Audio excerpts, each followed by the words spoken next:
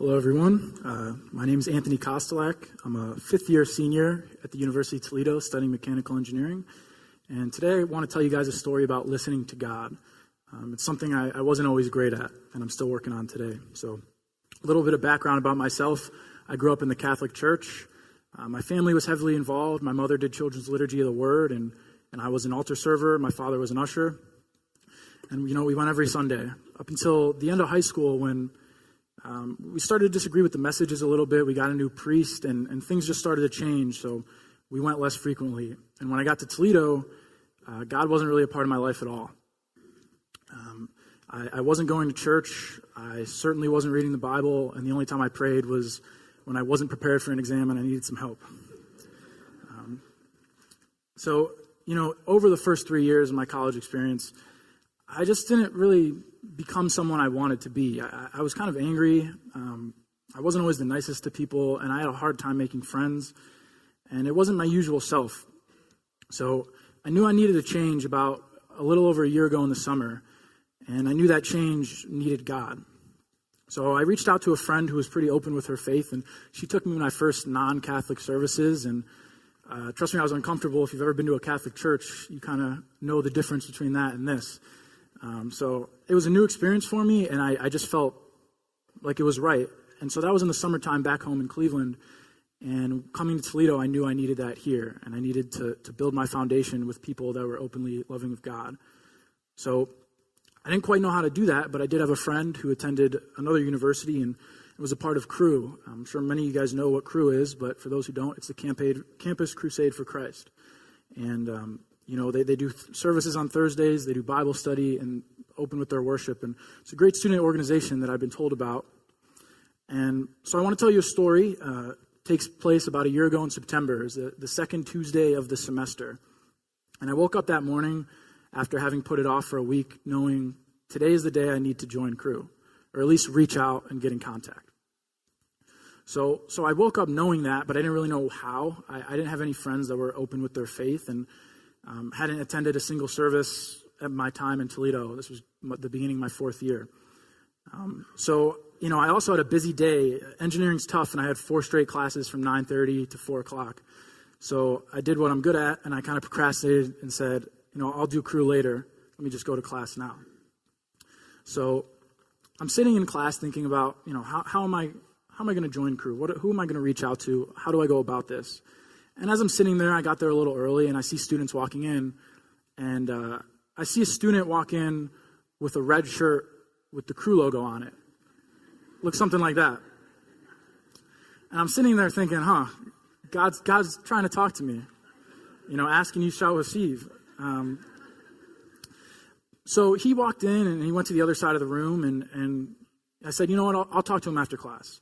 And class goes by, and I start to feel some insecurities, not really confident in myself, and I froze up. So as class ended, I made a dart for the door and headed straight to my car to go to my next class. I was scared, and I didn't listen to God. And I knew he was trying to talk to me, but I just got in my own way. So I'm sitting in the next class, right, and I'm thinking, man, I messed that up. And I'm watching students go through the door, and I see that kid with the red shirt with the Cru logo on it again. And then he walks past me, and he sits a little closer this time. If we want to go to the next slide. He sits like there. So, I can see him throughout this whole class. I'm not paying, it's fluid mechanics, what do I care? I'm not paying attention. I'm just kind of focused on him and saying, I know I need to talk to him. How do I do this? Like I said, I was pretty shy, and I wasn't great at saying hello to people. I was always worried about what they'd think of me, and maybe they wouldn't like me. And I knew joining Cru, or at least just even attending one service, would kind of change my life in a way. It would start to change who I was, and I knew that was change I needed, but it wasn't really change I was ready for. Change is kind of scary. So, after class, I get up, I look at him, and I go straight for the door.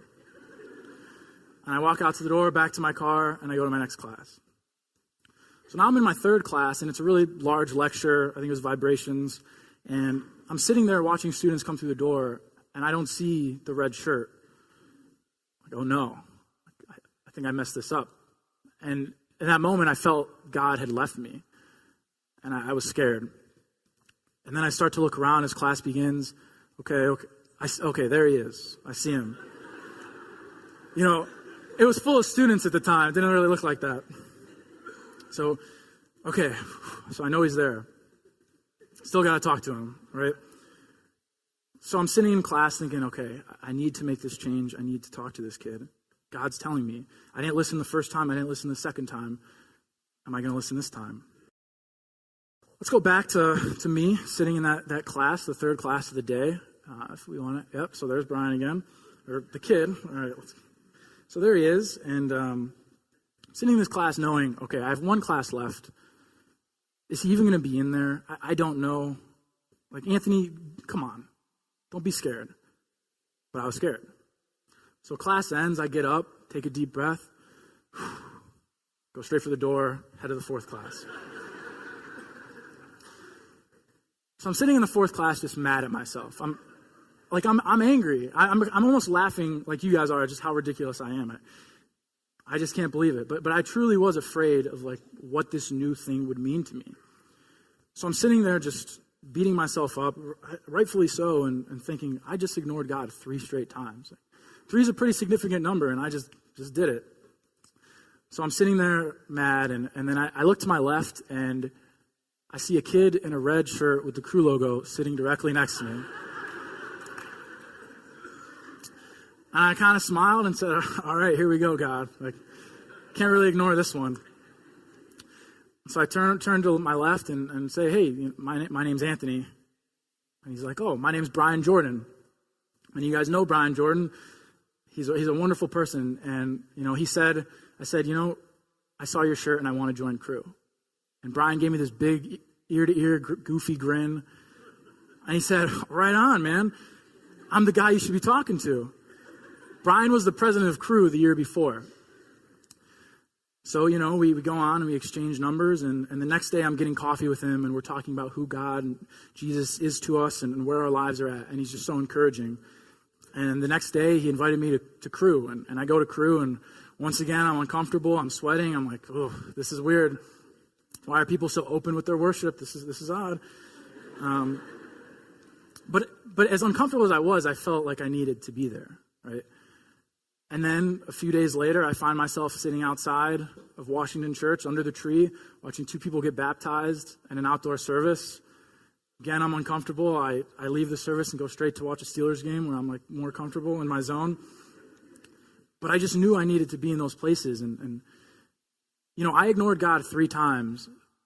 And just like Gideon, he made the fleece dry and the ground wet. And Brian sat next to me. And so, since then, I've just been so much more open to new things, and I've been looking for God in my life. After my first service at Washington, I regularly attended service. I said yes to going to the men's retreat last fall, and that was really uncomfortable. But it was amazing to be surrounded by so many men who were open about their faith and their love for each other and their love for God. I said yes to going to a Wednesday night Bible study with a bunch of college students, and it opened my eyes to diving deeper into the Word of God.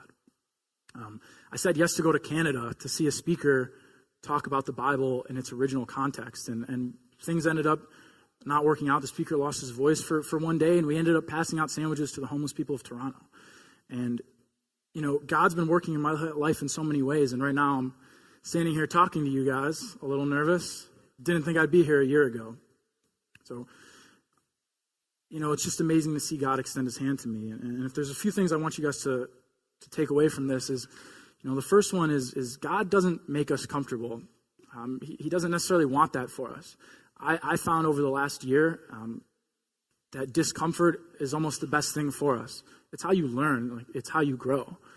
You're going to be the same person a year from now if you don't take any risks and you don't do anything new. And, God certainly made me uncomfortable, and he still makes me uncomfortable. I'm uncomfortable right now. But I think we all should go out and try to say yes to things we might not. I'm sure we've all been invited to something, maybe just to, hang out at someone's house, and I don't really want to go. You can make an excuse. But then you go and you're so glad you did, and you meet wonderful people. The people I met from Brian, I'm living with 2 people in this church right now that I met from Brian. My whole life's changed because of it. And the second thing I want to let you guys know is just listen to God. Please don't do what I did and don't wait 4 times to listen to God.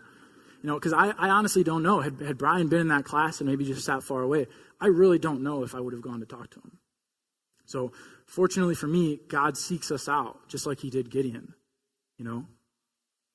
If God didn't answer Gideon, would he have led the Israelites? I'm not sure. I might not have talked to Brian. And so when you feel God's communicating with you, just go for it and take that risk and listen to him.